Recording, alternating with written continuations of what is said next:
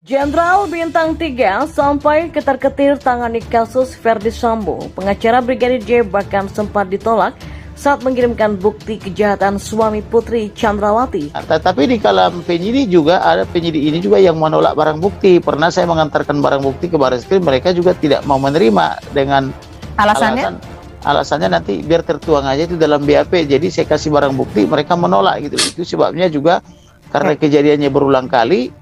Sejak dari Polda Jambi saya mengatakan, Anda ini sebenarnya kerja sama siapa? Kerja sama Polri atau kerja sama oknum jenderal tertentu, kan begitu. Rasan-rasannya itu kalau di Polri ya Pak Sambo itu memang praktis bintang 5 karena semuanya takut pada dia. Artinya bisa ditembak pada dia dengan alasan apapun. Nah itu yang menyebabkan ketika dia melakukan kejahatan lalu dia membuat rekayasa seakan-akan orang hampir percaya semua. Ingat, sekali lagi, kita tidak kemana-mana. Fokus pembuktian adalah ada pasal yang disangkakan 340, kemudian 338, junto 5556. Situ dulu konstruksinya harus betul-betul secara delik formilnya harus bisa dibuktikan oleh penyidik.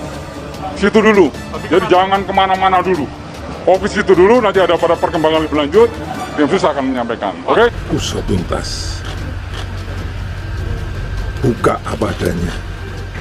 Jangan ada yang ditutup-tutupi. Itu penting untuk agar masyarakat tidak ada keraguan-raguan terhadap peristiwa yang ada.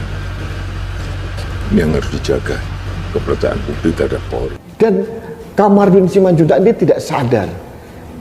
Presiden Jokowi banyak membantu memuluskan pekerjaan advokasi dia kepada keluarga Brigadir Yosua. Dengan cara apa? Memberikan penekanan kepada Polri untuk menuntaskan kasus ini. Tapi yang dilakukan oleh Kamarudin Simanjuntak malah menyerang Presiden Jokowi. Kok semakin lama semakin geladrah gitu ya. Menyerang ke sana kemari seperti dewa mabuk. Ya, ini sudah kemana-mana nih.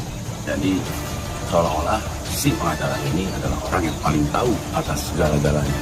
Dan selalu dia sebarkan ke publik. Akibatnya memang banyak sekali pendapat-pendapat liar. Hanya tapi apa ini? Apa salahnya Pak Jokowi?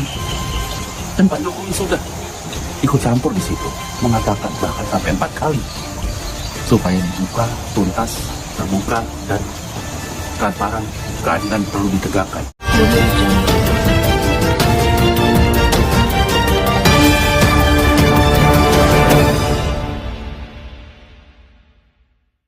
Ya, Irjen Ferdy Sambo disebut punya kekuasaan besar di internal Polri. Kekuasaan suami Putri Chandrawati itu besar karena punya posisi yang strategis dan bisa saja disalahgunakan untuk membangun jaringannya. Seperti diketahui dari tribunstyle.com, Menko Polhukam Mahfud MD bahkan sampai menyebut kalau Ferdy Sambo punya kerajaan di internal Polri. Ya, Irjen Ferdy Sambo disebut-sebut begitu berkuasa di Polri ketika menjabat sebagai Kadif Propam. Begitu powerfulnya seorang Ferdy Sambo sehingga ada Jenderal Bintang 3 Polri atau perwira berpangkat Komjen yang merasa takut saat menangani kasus tewasnya Brigadir J. Semua itu diungkapkan oleh pengacara Brigadir J, Kamarudin Simanjuntak, saat menjadi narasumber di Aiman Kompas TV. Cerita ini berawal ketika Kamarudin membahas soal uang senilai 200 juta rupiah milik Brigadir J yang ditransfer seseorang ke rekening Bribka RS. Kamarudin lalu menduga yang melakukan hal tersebut adalah Ferdy Sambo. Ia lantas meminta PPATK untuk turut serta menyelidiki kasus pembunuhan Brigadir J yang diotaki oleh Ferdy Sambo. Kamarudin kemudian mengaku ada Jenderal Bintang 3 yang bercerita atau curhat kepada dirinya. Jadi di sini ada kejahatan perbankan yang melibatkan PPATK supaya terang, karena kalau di sana kan terus penyidik ya, Jenderal Bintang 3 itu curhat ke saya. Menurut Kamarudin, Jenderal Bintang 3 itu merasa ketakutan saat menangani kasus Ferdy Sambo. Abang terlalu berani, kami saja ketakutan. Kenapa kalian takut? Harusnya mafia takut sama kita, kata Kamarudin meniru obrolannya dengan Jenderal Bintang 3 tersebut. Kamarudin mengaku tidak tahu apakah Jenderal Bintang 3 ini serius atau hanya tengah bercanda. Akan tetapi menurutnya Ferdy Sambo memang punya sosok pelindung. Saya nggak tahu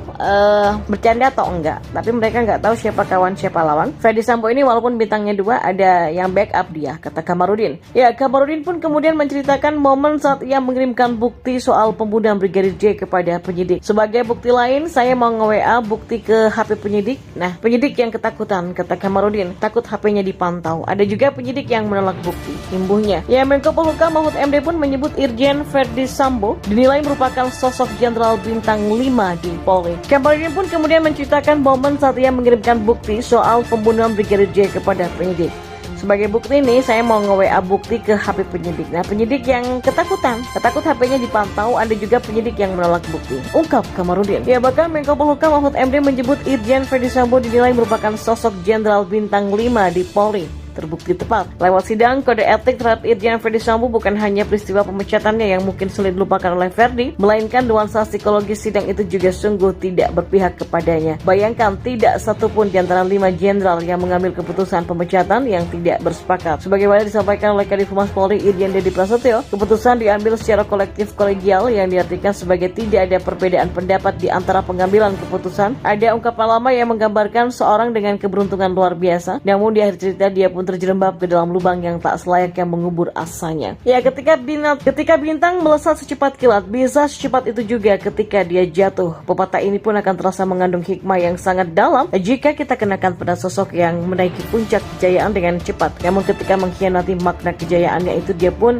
bisa jatuh dengan kecepatan yang sama. Ya, pengalaman batin sang jenderal akan tampak kontras jika kita bayangkan kelegaan keluarga korban. Waktu jugalah yang akhirnya menasbihkan kebenaran berada di atas segalanya. Gambaran perjalanan kasus terbunuhnya Brigadir J, demikianlah barangkali buah yang berhasil dipetik oleh seseorang yang diilustrasikan keluarganya tak punya catatan negatif selama hidupnya.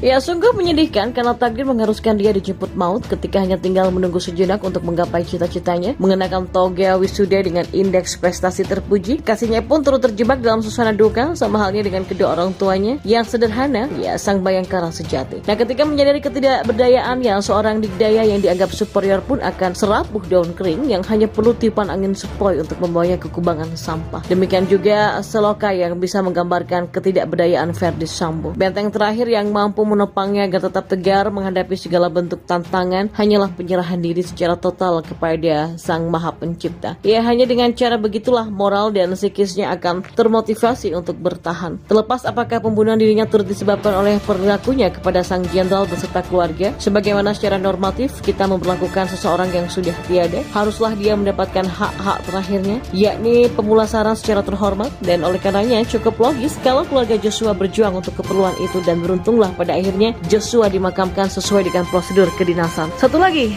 indikasi bahwa Tuhan selalu berada di pihak yang benar. Dia dengan kemahaperkasaannya pun membuat keluarga korban lega, masyarakat mendukung penegakan hukum, bahkan secara politik wakil-wakil rakyat menaruh harapan kepada Polri dan pemerintah untuk melakukan langkah konkret demi menyelamatkan citranya. Ya, hikmah yang sangat berharga yang akan terasa selalu hangat di benak kita bahwa kesalahan sekecil apapun selalu ada konsekuensinya. Maka waspadalah terus serta perhatikanlah langkah kita di depan. Bukankah kenangan yang ditorehkan panutannya Pak Polisi Jenderal Hugeng tidak jauh dari karakter seperti itu?